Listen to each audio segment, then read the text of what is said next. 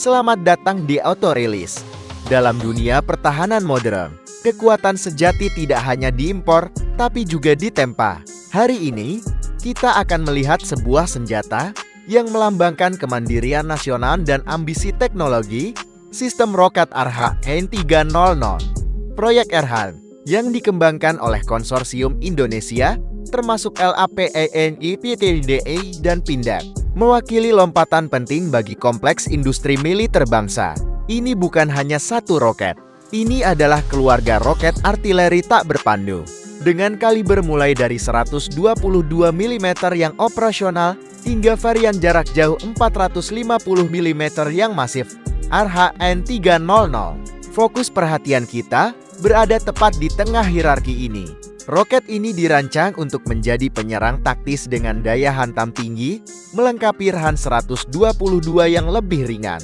Tujuannya adalah mengirimkan muatan signifikan pada jarak yang jauh lebih besar daripada artileri tradisional. Ini adalah aset yang sangat diperlukan bagi pasukan darat, menyediakan tembakan jenun yang cepat dan sangat besar dimanapun ia dibutuhkan. Roket ini adalah pernyataan tegas bahwa Indonesia serius dalam mempertahankan kepulauan yang luas dengan daya tembak buatan dalam negeri bintang. Desain visual Arhan-300 adalah salah satu kesederhanaan mencolok dan fungsi murni. Bayangkan silinder besar yang mengesankan itu berwarna putih bersih dalam lingkungan pra-peluncuran. Warna yang menonjol kontras dengan warna hijau dan abu-abu gelap peluncur militernya yang kokoh. Lapisan putih ini sering digunakan dalam pengujian dan pameran, menyoroti teknik rekayasa roket yang bersih dan presisi. Roket ini berdiri setinggi kira-kira 6 meter, dengan diameter 300 mm yang tanggul. Ia didorong oleh motor propelan padat berenergi tinggi, memberikan daya dorong yang diperlukan untuk mencapai target jarak jauhnya, yang dilaporkan mencapai lebih dari 100 km. Kemampuan jarak ini mendorong Arhan-300 kerana senjata taktis berat, mampu menyerang target jauh tanpa mengekspos kendaraan peluncur terhadap tembakan balasan. Ukurannya yang besar juga berarti dapat membawa hulu ledak yang substansial, baik itu high explosive, fragmentasi, atau potensi jenis lainnya, memberikan dampak yang menentukan di medan perang. Bintang mobilitas sistem artileri roket sama pentingnya dengan roket itu sendiri.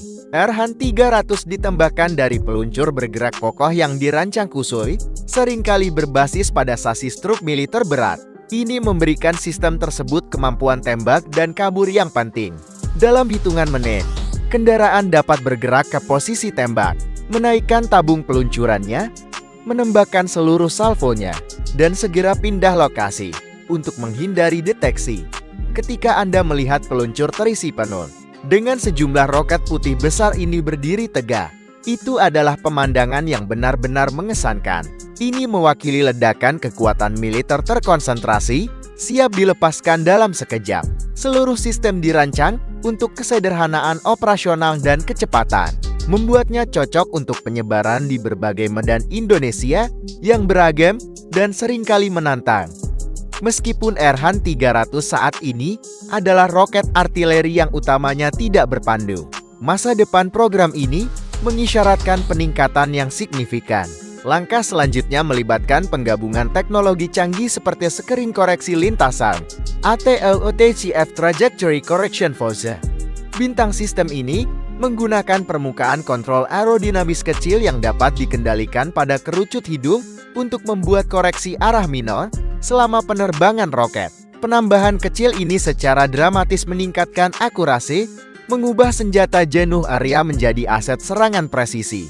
Evolusi ini sangat penting untuk peperangan modern, mengurangi kerusakan kolateral, dan meningkatkan efektivitas misi. Arhan-300 dengan demikian adalah batu loncatan, fondasi di mana Indonesia membangun kemampuan rudal berpandu yang lebih canggih.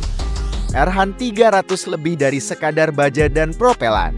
Ini adalah simbol kecerdasan dan kemerdekaan Indonesia.